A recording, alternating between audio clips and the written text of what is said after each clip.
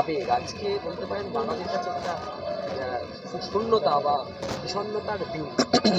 বাঙালি অবাঙালি সকলেই যারা বাংলায় থাকে আজকের 22শে শ্রাবণের দিনে সকলে শ্রদ্ধা জানাচ্ছেন।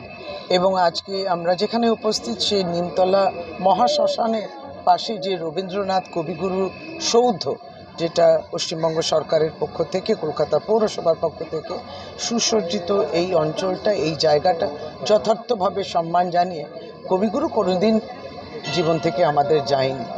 এই আবেগ নিয়ে আজকে আমরা শ্রদ্ধা জানাই এবং আপনারাও প্রত্যেকে সমবেত হয়েছেন। আজকে বিভিন্নভাবে একটা গাম্ভীর্য থাকে নিশ্চয়, তবে কবিগুরু রবীন্দ্রনাথ ঠাকুর এই দেশ এবং প্রতিবেশী আমাদের দেশ সকলেরই জাতীয় সঙ্গীত সহ আজকে কবিগুরুর অনেকগুলোই ভাবনা চিন্তা আমাদের চলে আসে।